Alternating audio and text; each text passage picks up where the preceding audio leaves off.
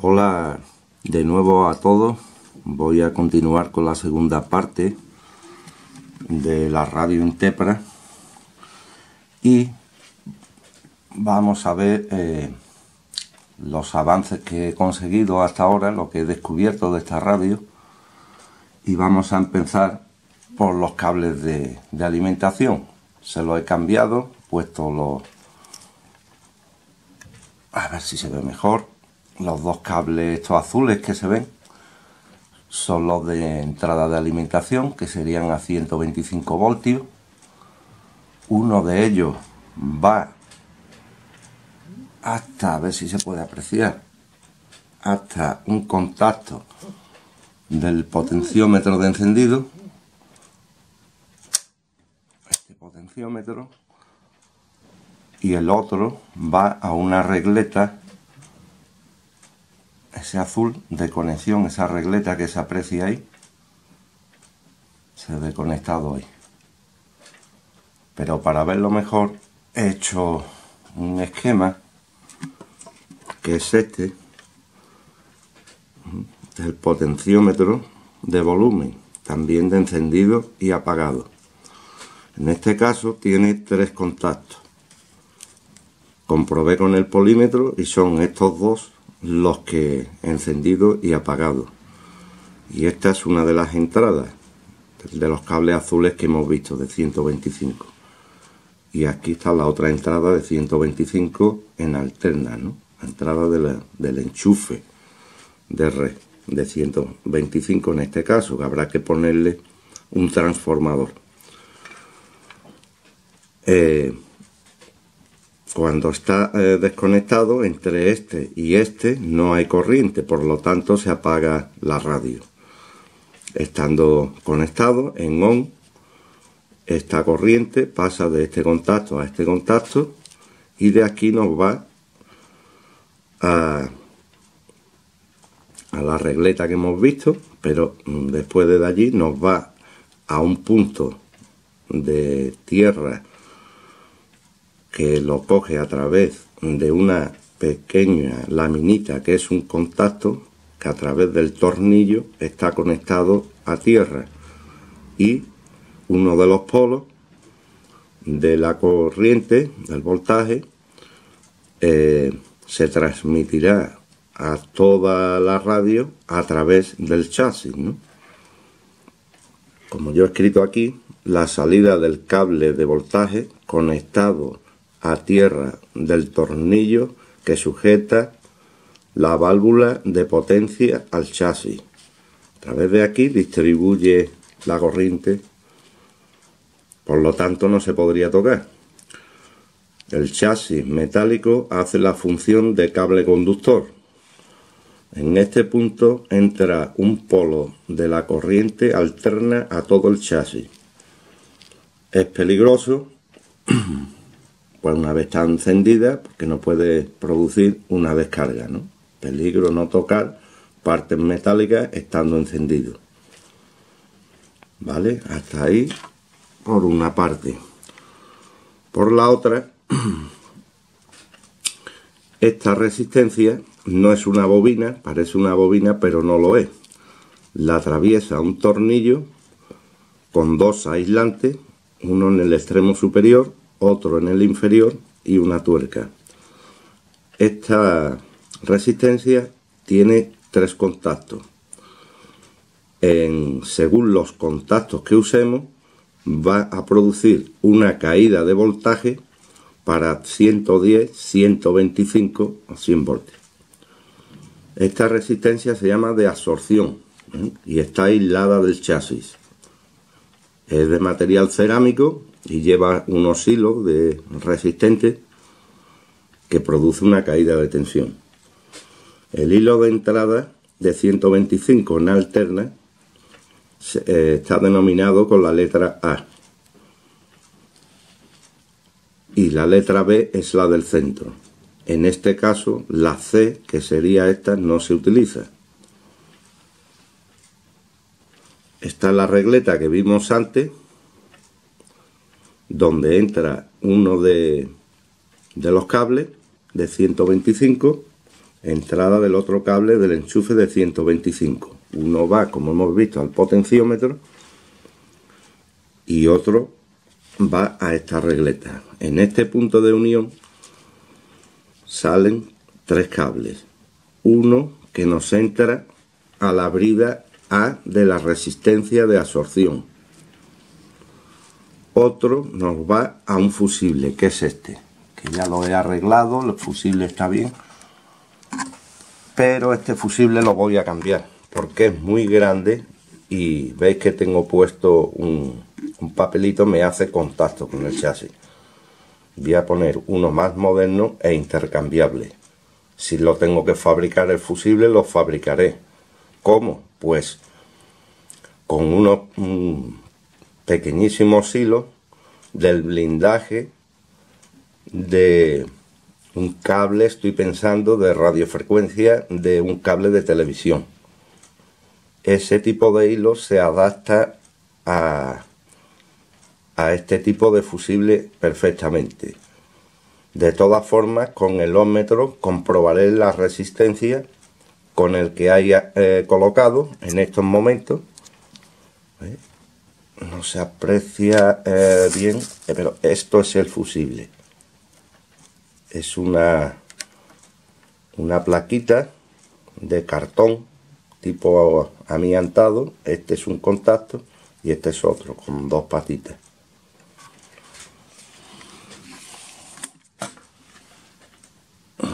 Lo he representado aquí como fusible. Entonces, de este primer contacto, esto va unido, parten entrada de corriente, como hemos dicho. Uno va a la resistencia, al punto A, que es la superior, vista por arriba, que es esta. Vamos a verla en la práctica antes de pasar a darle la vuelta, o mejor la vemos así. Vamos a ver, quiero ver, que no veo ya ni con gafas. Ay, esto de aquí es que no se ve. Es un agujero que atraviesa el chasis donde pasan los dos cables de la resistencia de absorción. Yo le he puesto, como los cables son de hilo forrado con hilo, mejor dicho, son muy viejos, le he puesto dos trocitos de termorretráctil. Vamos a verlo mejor. Esta es la resistencia que le llaman resistencia de absorción. Vamos a ver si puedo colocar la luz bien. Ay, más o menos. Vamos a verlo. Pasan los dos hilos a través del chasis, yo lo he aislado. El tornillo le he cambiado aquí. Tenía unas juntas de amianto. El amianto, como todos sabemos, es perjudicial para la salud. Y lo he cambiado por otro tipo de juntas que yo tenía. Estas son de fontanería, para aislar la cabeza del tornillo, que puede hacer contacto con principalmente con esta brida, ¿no? Aquí he señalado A y B. La C en este modelo no se utiliza. Entonces esta, la A, este lo tengo desconectado por el momento. Esta lo he desmontado yo completa, lo he puesto, esta junta sí se la he respetado, se ve que estaba hecha a mano. El cuerpo del tornillo que lleva adentro, aquí está la tuerca, es este, un tornillo antiguo. Lo he aislado también con termorretráctil, por si acaso. Yo creo que puede evitar interferencias de alternas o algo que pueda, esta bobina al estar en funcionamiento, algo quitará. Y nos curamos también en salud de falsos contactos. Pues esta es la bobina, mejor dicho, resistencia. No es, tiene apariencia de una bobina, pero no es una bobina, es una resistencia, que la función es hacer, como he explicado antes, una caída de tensión. Bien, es esto, ¿vale? Yo creo que esto es lo mismo, ¿ves? Este es el tornillo que hemos visto, la tuerca. Perdón. Este tornillo lo he forrado de termorretráctil, ¿vale? Esta junta se la he cambiado porque, como he explicado, tenía amianto, pero amianto blanco de este que ya no se utiliza, puede soltar partículas que respiremos y mientras menos mejor. Estas son de amianto también, pero más compactos, menos perjudiciales. De hecho, ese tipo de amianto se sigue utilizando en España en juntas destinadas a la fontanería, que tengan que soportar calor, agua caliente, gas, etcétera.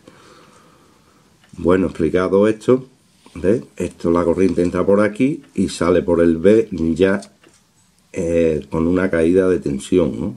Que quiere decir una rebajada, diríamos, de voltaje, ¿no? Pues está el fusible que hemos visto, que lo quiero cambiar, quiero ponerle un intercambiable de este tipo, así, una cosa así, ¿vale? Que tenga aquí unas laminitas y entre el fusible aquí a presión, de este tipo, más pequeñito e intercambiable. Mido con un ohmmetro lo que hay aquí, que ya lo medí, creo que eran 0,02 ohmios, y intentaré fabricar uno igual. Vale, el fusible nos llega a este punto, ¿vale? De esta lámpara. Y el otro cable a tierra, ¿vale? Entonces lo leemos y es mejor. Está la resistencia de absorción, el hilo de entrada de 125 en alterna, y entonces la válvula rectificadora es la 25Z5. Este es el tornillito de masa, ¿vale? Aquí nos va, uno de los hilos nos va a masa, pero entre medio tenemos un condensador, un CVC, condensador en paralelo entre los dos cables de entrada de 125, y el condensador es de 50.000 microfaradios. Esto es lo que hace digamos que está formando un cortocircuito entre el chasis que tenemos aquí.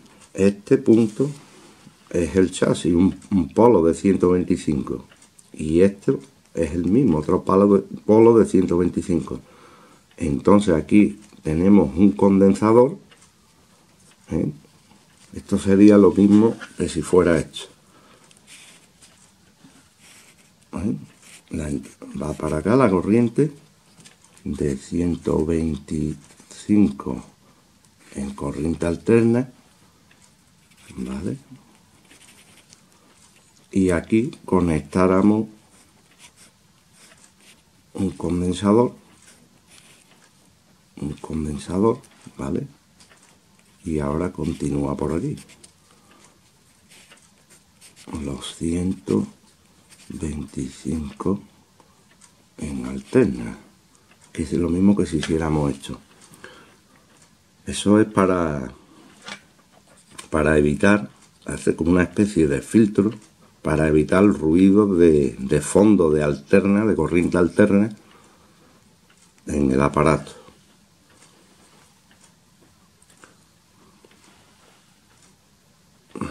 La regleta, esta es la regleta, ¿ves? De conexiones soldadas, independientes, no tienen contacto entre ellas. Este, el tornillito va a sujetar el chasis por aquí, y esto no, entre estos y estos puntos no hay conexión, está aislado. ¿Ves? Y el condensador hace la función de filtro de ruido que produce la corriente alterna, lo que os he explicado, que sería esto, no es ni más ni menos que esto, ¿ves? Entra 125, el condensador en paralelo con los dos cables, no hace un cortocircuito, lo que hace es filtrarlo. siempre y cuando el condensador esté bueno, si no haría un corto. Si de alguna forma entre este y este punto pasara la corriente, pues entonces sería un cortocircuito, evidentemente. Bien, esto por esta parte. También, yendo desmontando esto, aquí tengo este que es un condensador electrolítico doble de 8 microfaradios, lo tengo aquí para que no se mueva. Y aquí tenemos otro condensador, este no es doble, ¿veis? Está cogido con unos tornillos a chasis, tanto por arriba como por abajo, esto habrá que cambiarlo. De estos dos, el doble uno lo comprobé y está perfectamente. Y el otro falla, no carga bien. Para probar la radio podría valer, pero quizás ya lo cambie antes de encenderla. Y estos son los condensadores electrolíticos que tiene esta radio. ¿Veis? Tiene dos condensadores electrolíticos. Uno doble y otro simple. Los negativos van a masa a través del chasis. El doble es de capacidad, ¿ves? De 2 por 8 microfaradios de 500 voltios. De la marca Bianchi, 500 voltios. 8 más 8 microfaradios. La tensión o el voltaje, que es lo mismo, 500 voltios en corriente continua. Y la potencia, 600 voltios en corriente continua. Bueno, este es el esquema de la representación de este condensador. 200 voltios, 8 microfaradios, 8 microfaradios. Unidos los dos positivos y unidos los dos negativos, ¿no? Los positivos van a la rectificadora, a un puente que lleva la rectificadora entre los cátodos, y desde allí va a un contacto de la cel. Esto no es un transformador, se llama cel de filtro. Es un transformador, pero no es la cel de filtro. Esto ya lo he despegado y también he visto cómo va. Los negativos van a masa, ¿ves? Negativo va a masa, que está conectado a un contacto, una laminita con un tornillo que atraviesa el chasis, ¿ves? Y va a masa. Esto es una bobina y a un contacto de la bobina. El negativo, la bobina está alimentada también, que ya esto lo veremos más adelante. Vamos a continuar por este. Y este transformador lleva una tuerca, o sea, una rosca con una tuerca de plástico y una lámina con un tornillo que atraviesa el chasis y coge el negativo, tiene contacto con el negativo de chasis a través de esta pletina que lleva, y los dos positivos nos quedan libres, que nos va, en este caso, uno conectado a un polo o a un contacto de la cel de filtro y el otro igual. En el esquema no viene así, tengo que averiguar por qué está así y algún sentido tiene por facilidad de montaje o algo, ¿no? En mi radio está conectado a ambos polos de la cel, transformador entre paréntesis, así, está conectado así. Y el tornillo unión a chasis y por lo tanto la masa, que es el negativo. Es alterna, pero ya aquí es negativo. Y el otro condensador es de este tipo, 250 voltios, 8 microfaradios, pues fabricado en España. Este es el modelo, patentado por CESA. Este es el positivo, este contacto, y este otro es el negativo. El negativo va conectado a un punto del chasis. En este caso va conectado, este cablecito es el negativo. A ver, un momento, le pongamos un poco de luz. Este negativo va conectado a este punto, ¿vale? Al chasis. y el otro va, en este caso, una regleta de conexiones. Pues hasta ahí estamos visto el tema de los condensadores electrolíticos, los dos que lleva, los dos que en realidad son tres porque uno de ellos es doble. Bien, vamos a ver alguna cosita más, no sé si dejarlo para otro vídeo. Bueno, vamos a ver esto. Aquí he sacado un esquema del conexionado que he descubierto, del conexionado de los filamentos. Los filamentos calefactores. Aquí van en serie. Estas son todas las válvulas. Lleva las 5. Por aquí es que no es casi imposible de ver, mejor verlo aquí. De la resistencia de absorción, ¿ves? Vimos antes el polo A, ahora la salida, el polo B de la resistencia o contacto B de la resistencia de absorción. Nos va a estos, los que son más gorditos de las válvulas, las patitas más gorditas de las válvulas, son los filamentos de las válvulas, lo que hace que se encienda la válvula, ¿no? En la radio conecta primero las dos lámparas piloto en mi radio, en vez de conectarlas en este punto, ¿no? Como viene en el esquema. Pero da igual porque va en serie.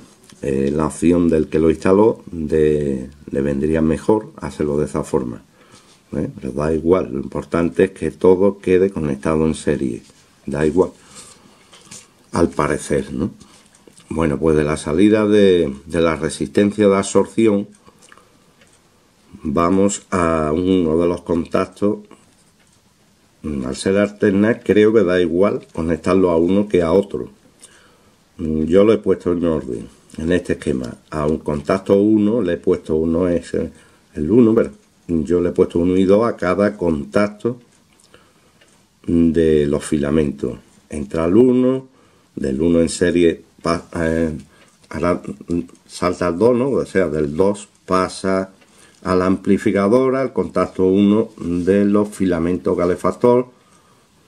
Del 2 nos pasa, esta flecha la he puesto yo como orientativa al contacto 1 de la válvula de frecuencia intermedia, los filamentos calefactores. Del 2 nos pasa al 1 de la conversora, los filamentos calefactores de nuevo. Del 2 nos pasa al 1 de la detectora, de la detectora nos pasa al 2, o sea, pasa por el interior de la lámpara, el filamento como de una bombilla. De aquí nos pasa a las lamparitas piloto. Las lamparitas piloto deben estar conectadas en paralelo. En mi caso, es como si tendremos otros dos polos aquí, 1 y 2, igual que si fueran este y este. Entonces sigue en serie, ¿vale? Y nos retorna a un tornillo, a masa, a chasis, donde también entra voltaje del otro cable de entrada, que pasa a través del interruptor de encendido del potenciómetro. Y aquí se cierra el circuito. Como si tenemos esta una entrada, esta es otra, lo enchufamos a la red y se nos encienden todos los filamentos, incluidas las lamparitas piloto. Aquí he descubierto que en mi radio en particular están conectadas en serie. Y una cosa que quiero ver en breve. Están en serie porque es posible, estas lámparas tienen que ser ambas de 6,3 voltios. Y puede ser que no sean de 6,3 voltios y entonces las conectaran estas dos en vez de en paralelo en serie. Lo tengo que averiguar porque no están conectadas en paralelo. Bien, alguna cosa más que haya por aquí. Bueno, esto ya lo vimos. A descifrar este lío. Bueno, las válvulas ya las tenemos todas. ¿Cuáles son? La de rectificación, que es un filtraje por negativo. Son cosas que he ido averiguando. Es de doble diodo rectificadora de alterna continua, la 25Z5. La válvula 6D6 de frecuencia intermedia FI de la marca Sylvania Made in USA. La válvula 43 es la amplificadora. Aquí tengo algunas que son equivalentes. La válvula 75, la detectora hiperamplificadora, son del año, las americanas, que son casi todas, se fabricaron la primera vez en el año 1933 en Estados Unidos. La 75 de doble diodo tríodo es prácticamente igual a CQ7, detectora hiperamplificadora de tensión, realimentación negativa. Esto no es que emita, que no sé. Contiene dos plaquitas diodo y un triodo con cátodo común. Serie vidrio de 6,3 voltios a 0,3 amperios en filamento calefactor. La sección triodo es de alto coeficiente de amplificación. La rejilla controlador del triodo está en la parte superior. La válvula SH3, que es la roja, conversora, color rojo, Philips Minibar, es igual a la SH3 de Tungsten, descubierto, voltaje filamento igual, todas son voltaje filamento 6,3 y 0,2. Al parecer, porque luego he visto una de